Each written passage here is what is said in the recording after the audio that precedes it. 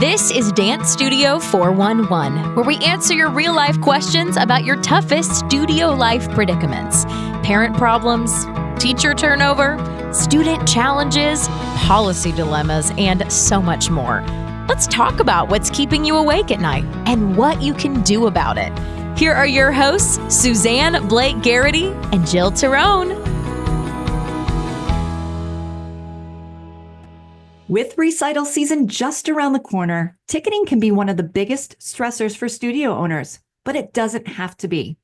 Today, we're talking with Josh Olson, founder of DRT Performance Ticks, the leading ticketing provider in the dance industry and a very proud Captivate sponsor at this year's Energize conference. Josh and his team at DRT are transforming the ticketing experience, helping studios streamline sales, maximize revenue, and offer premium seating options that keep dance families happy. In this episode, we'll dive into how DRT's customer-first approach takes the guesswork out of ticketing, protects your revenue, and even integrates merchandise sales for a seamless recital experience. If you're ready to simplify ticketing and boost your bottom line, this conversation is for you. Let's get started. Welcome to this episode of the Dance Studio 411 podcast. I'm here with Josh Olson from DRT, and I'm very excited today because we are talking all things recital ticketing, especially about DRT. And Josh, I've known you for years, and I'm thrilled to be able to sit down and actually record a podcast finally with you. Absolutely. Same here. I've known you for years, and this is very exciting for me. Thank you. Good. I'm glad. So why don't you, in your own words, give a little description of DRT, but more importantly too, like the man behind all of this, because your story is pretty interesting. So if you'd like to share a little bit of how you've come into where you are today, I think that's a really interesting journey. So why don't you start with giving us some background? Okay. Well, of course, I'm Josh Olson. I have been a computer programmer since I was a preteen, and growing up, I knew that that's what I was going to do. And after completing my degree in computer science from the University of Oregon, go Ducks, I worked on a couple of miscellaneous jobs in an IT departments. And at some point during some transition periods with some of my companies, I got laid off. I found myself kind of thrust into the web space, making websites. And at that point, it was not necessarily dance, but there was one dance project built into that. It was working with Dancer magazine, which is Owen Goldman's publication. And that was back in the early 2000s. They transitioned the Dancer magazine to online. And as part of that, they started working with some dance competitions to make competition registration packages. One of those turned into building a website for a dance studio from one of those competitions, turned into adding ticketing to that dance studio's website. Turns out they didn't want to pay for it, so I kept it after having built it for them. And I realized at some point very early on with that adding ticketing to their website that I had something special. Because I was already working in the dance competition space, I contacted 7,000 studios, got an additional 6 studios to go in with me on this and try it out. So in 2012, in April of that year, we sold our first ticket to a studio up in New Jersey and did an additional 6 studios that spring season for a total of 7. Picked up 6 more studios that winter for a total of 13 for the calendar year of 2012. And had something special. I brought my partner in, Stephanie, to help me work with clients and develop processes. And from there, we just catapulted up. So now we're easily the leading ticketing provider in the dance space with well over 2,500 clients. Isn't it amazing how something where you went from being laid off from a job to then, kind of just designing a website by happenstance for somebody that needed a ticketing type solution turned into the business for you. So, and to go from where you were to where you are now is really incredible. And like I said, I've known you for so many years, and watching the journey has been really exciting. And I'm very, very glad that things have worked out so well for you. And, again, we always like systems. So bringing somebody in specifically to then handle the systems and put them in place so you could grow is phenomenal.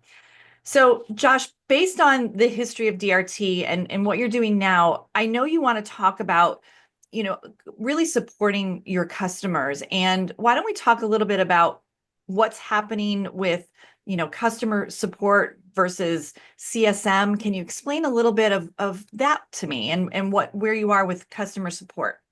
Absolutely. Uh, Over the years, DRT has been known as the leading customer service model within the dance space for ticketing. People have always said, oh, they've got the best customer service. But what we realized was that we were approaching it very reactively. We would respond to emails quickly, we'd respond to phone calls quickly, but we wanted to do more. We thought the dance industry deserved more. Dance studios deserved more. So we started to build a new program, the CSM, which is a common term in the industry for its customer success management or manager. But what that means to us, and we're going to take it and we're going to adopt and kind of mold it into something uh, more meaningful for dance studios. What this means is that whenever a dance studio interacts with one of our representatives, either on the phone or via email or via texting, that person on our end is going to be looking at the account as a whole and figuring out if there's ways for that studio to make additional revenue or to simplify their processes to make their families happier. In whatever means, we're going to be proactively suggesting things to our clients to make them more successful. In most cases, that means driving additional revenue towards the studio. And there's a lot of these things that go into this, and I think that we have throughout the podcast we'll be discussing the various aspects of that. But just fundamentally, it just means that we have shifted our mindset to the client's success.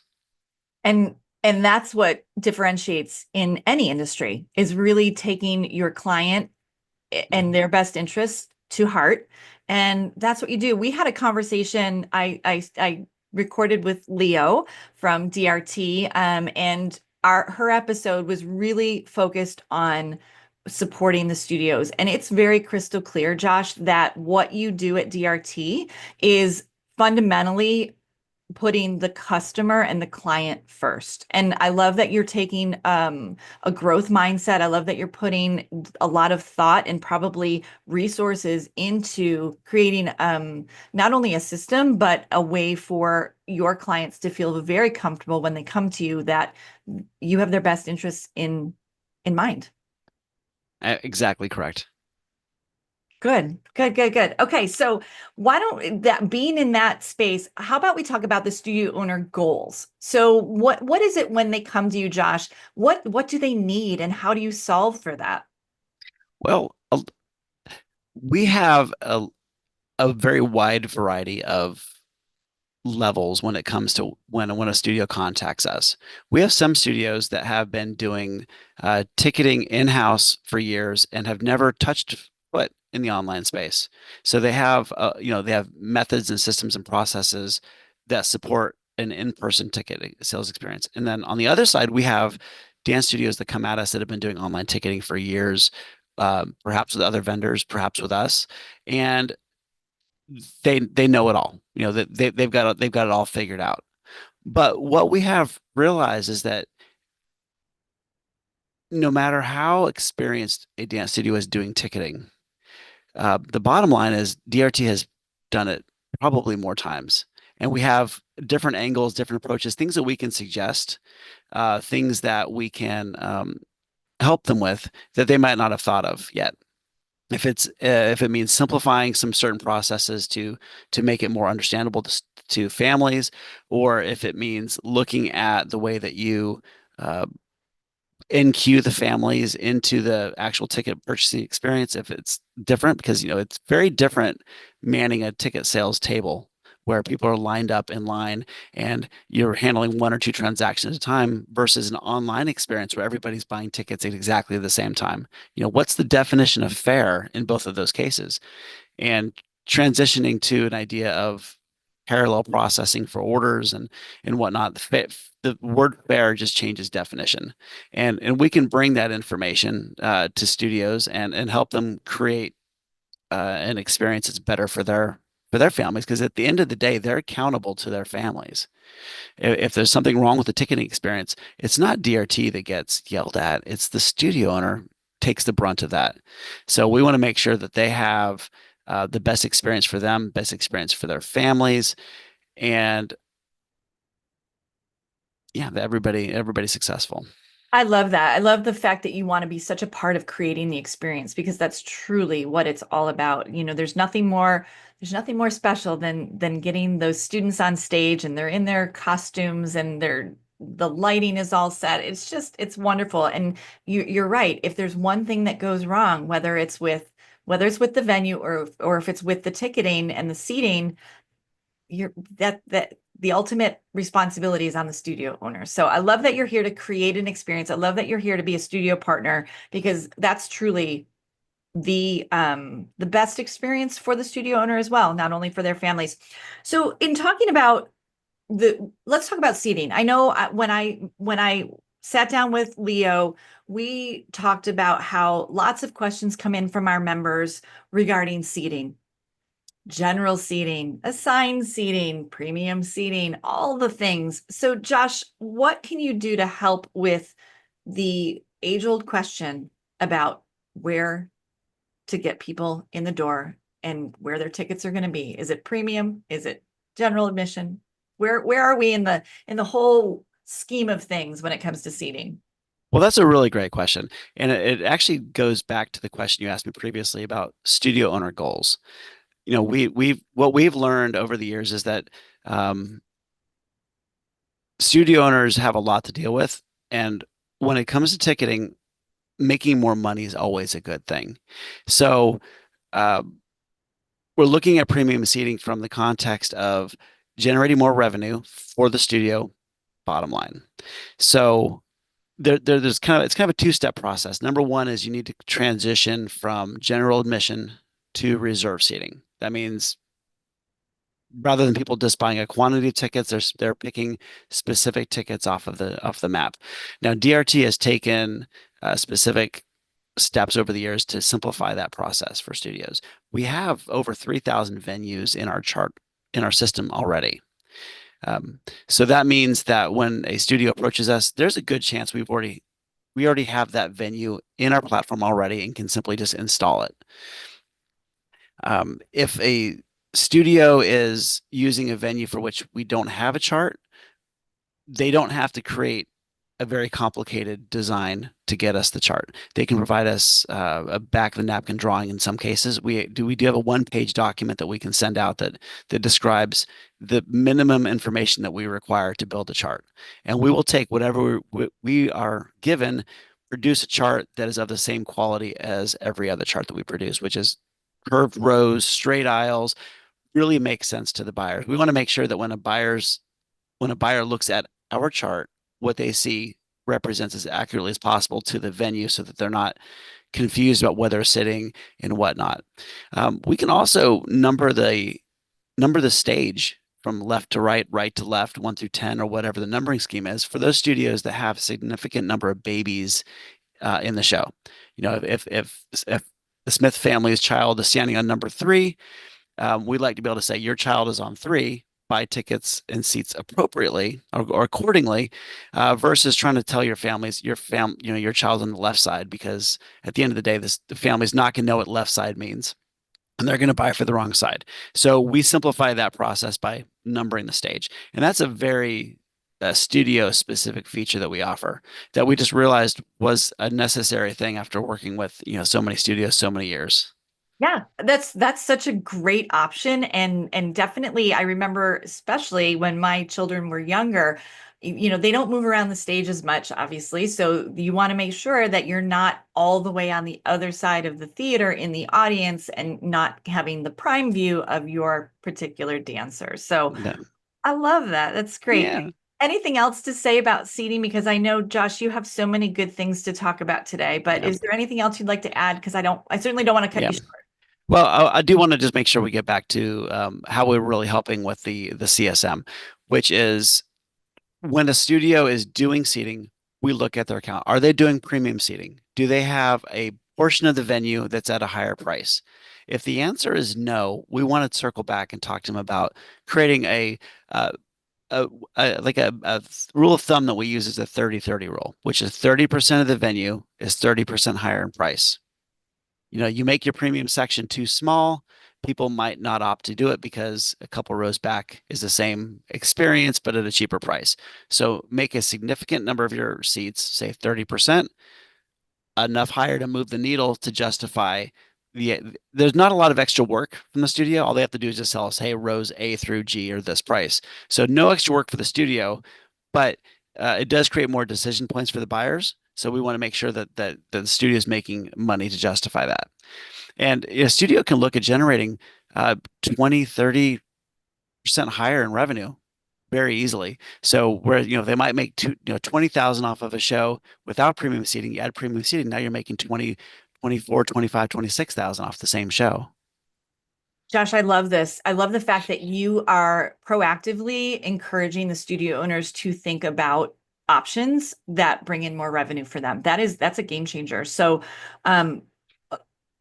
when we talked with Leo as well, we talked a lot about budgeting. This is something that would work well in some data and a spreadsheet and looking at the numbers and making that 30-30 rule and really implementing it. So the fact that you're bringing this up and really encouraging the studio owners to think about how they're assigning their seats or their premium pricing is really, really a wonderful tool and a big help to them. Okay, so let's talk about, you have here in the note, I'd love to have you explain this better about really shaping the sales cadence and how we do that through price modeling. So is that more along the lines of what we've been talking about, or what can you add when it talks about the price modeling? So not only is making more revenue important for a studio, getting that money in a timely fashion is also important. And this is where creating an upfront sales rush is important. And what we do is we suggest that a studio raises their prices over time.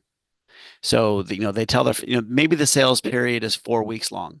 We tell the studio, okay, if you have your tickets at one price for say the first week or the first 2 weeks, and that being the price that you're comfortable with, it's not a discounted price, that's the full price. But then maybe halfway through the sales period, or maybe with a week to go ahead and raise the prices up to a point that's somewhere above where you would typically sell them at, because those are the people that have not rushed to sell. What we're trying to do is front load the sales as much as possible, because with our typical payout structure, we pay every week, which is not super common in the ticketing industry, but it's something that we pioneered back in 2012 on day one. It's weekly payouts, and other ticketing vendors have followed suits, but most ticketing vendors are still post-performance. But because we do weekly payouts, if we can get those sales done early, you get your money earlier. Now you can do things like, pay for costumes. You can help with other, down payments on the venue, plus whatever other studio costs. Because we recognize we're just a very small slice of the pie, and the studio is baking an entire dozen pies. So we want to make sure that that slice that we're doing contributes as much as possible. And That's getting that. Yeah, sorry, I didn't mean to cut you off. That's an extremely great feature and service that you have, is being able to, who doesn't want their money sooner than later? Exactly. Right? Who doesn't want that? So that's great, especially if you are having to put a pretty big down payment on that venue, or like you said, putting those funds towards something else, which even ties into like maybe merchandise and selling in the lobby. And so talk to us. I know you have a little note here about merchandise. Sure. How does that tie into dance recital ticketing? Sure. A lot of studios do sell merchandise either in their boutique, in the store, in the studio, or they sell them at tables. But the best time to sell merchandise, we found, is when they already have their wallets out and they're purchasing tickets. So we've created a specific flow for merchandise, which is a buyer puts all of their tickets in. After they've picked all their tickets for all the different shows, when they go to checkout, they're forced down the tunnel for the merchandise. So they're forced to look at it. They have to scroll through it before they continue. Um, and we have found that studios that sell merchandise can increase their revenue 20, 30% easily because they're going to be capturing sales for merchandise that typically would have been passed by.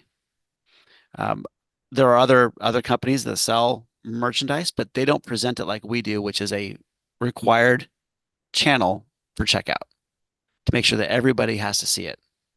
That's amazing. And you're absolutely right. Who would not do an add-on sale when their wallet is already out and they're already purchasing the tickets? Plus, it's done then. I know for Yeah. me, as a parent, I want to do everything online. I'd love to do everything in one shot. I don't want to have to do multiple transactions or Yeah. multiple timings, like dates. So, wow, what a great option. I think it's fabulous. So increasing revenue and increasing sales by 20 to 30% just by increasing and adding merchandise into the shopping process for the tickets. Yeah. And it's also about timing as well. By pre-selling the merchandise with the tickets, the studio can anticipate better how many they're going to require. And if there's some lead time on some of the merchandise items, don't worry, you can shut off, say, ticket sales a week in advance, but you leave your, say, your flower sales. Maybe your flowers you buy the day before, but your t-shirts you have to pre-order. You can turn off the t-shirt sales in advance so you can order the shirts, make sure you have them all. Fantastic. Let's talk about something that we know happens frequently in all industries, but what about chargebacks? Like what if we have somebody that buys tickets for the wrong day accidentally, or then they're unhappy, or they see a charge on their statement, they don't even know what it's for? What can you do to help protect the studio owner for any type of stuff that might happen? Sure. And it's unfortunate that it does happen, but we do find that 9 times out of 10, a chargeback is an inadvertent chargeback. But it does happen, and it's a large inconvenience for studios and for everybody. So chargeback protection we offer as one half of the umbrella of revenue protection. We'll be rolling out a little bit later this year the idea of making refundable and non-refundable tickets. But the chargeback protection itself shields the studio from any fees associated with chargebacks. So not just the fees though, but the actual chargeback amount itself. So a buyer pays $100 for tickets, they execute a chargeback. There's typically a fee associated with chargeback, but instead of passing any of that on to the studio, the $100 plus whatever the fees might be from the banks, we absorb that risk and take on the liability. And the studio then gets to resell those tickets again because those tickets would be released because of the refund if it stays, right? And then they can sell the tickets again. So they might be able to double up on revenue in some cases. But the point is that we take on that risk. The studio no longer has to worry about seeing debits out of their account down the road.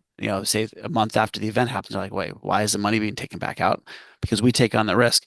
And we do that by adding on a small fee that the buyers pay that they cannot opt out of. So every transaction is protected in this way if the studio opts to add it.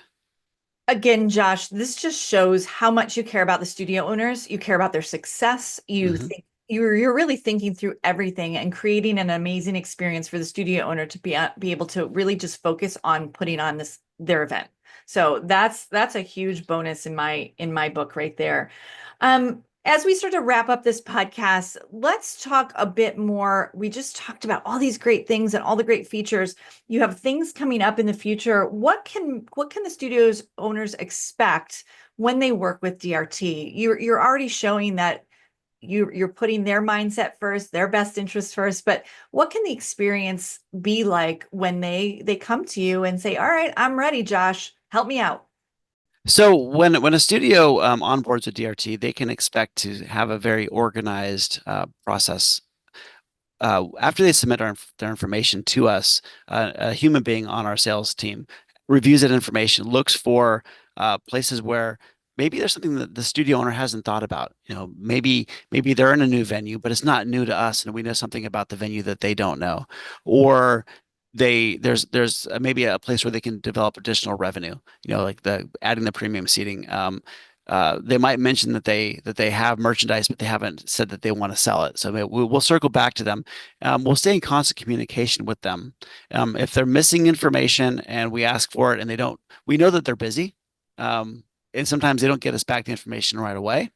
If they don't, we'll shoot them off a quick text and say, hey, we're waiting on this because we really want to get sales started, but we're going to need to know the sales date that you've already promised your families, if any, or we know the final pricing. So we stay with them every step of the way and ensure that if we're missing information, that they've had a chance to get it to us, so that at the end of the day, when we've got everything set up, because we do a majority of the work setting up things, that they have a chance to go in, review the information that we've created, approve their shows, and have the information for their families that they need to start sales. That's amazing. There's nothing better than customer support, smooth onboarding, and actually, in a nice sort of way, somebody to kind of keep pestering for those details that you absolutely need so that they can be successful with their ticket sales. Well, Josh, we are so excited. You are one of our Captivate sponsors for our Energize conference this summer in August. We can't wait to see you there. And we are going to have all of your information in the show notes. But in your own words, why don't you let everybody know where they can reach you, or reach customer support, how they can learn more about DRT. And we'll definitely put all the links in the notes so they can click right out. But let's just close with getting everybody excited about their recital season this year. Let's just make it their best one yet. Absolutely. Getting started with DRT is really easy. Just go visit www.drttix.com. It's drttix.com, and there's a button on there for creating an event. You fill out that quick form. It'll ask you some questions about your shows, dates, times, prices. It'll submit back to our team member, who will then review it. It really could not be easier. We provide Canva templates for the graphics we might need, and but we do fill up pretty quickly on our calendar, and we want to make sure that each one of our clients does have the best experience possible. So if you get us your information soon, get us the information before you've promised specific sales dates to your families, because we do want to schedule you, even though our platform can handle all of our ticket sales at exactly the same time. We want to make sure that our people in our call center know who's launching when, so that when they answer the phone, they're ready to answer those questions for you. So just get on our calendar, and early, stay a little bit flexible, and we will make sure that you are taken care of as best as possible. And we also look forward to seeing everybody at the Captivate event in August. And it's going to be an amazing season. We're just very excited. Awesome. All right, Josh, this has been wonderful. So thank you for all of this wonderful information. DRT is the best. We're so happy that you're going to be at Energize, and we're really looking forward to it. So Josh, again, we really appreciate all your time and talent, and the fact that you're really making these shows so easy for the studio owners. Thank you. It's a pleasure as well.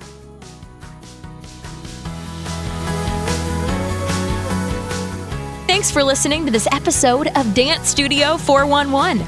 Visit us online at dancestudio411.com for more great resources and to submit a question for a future episode.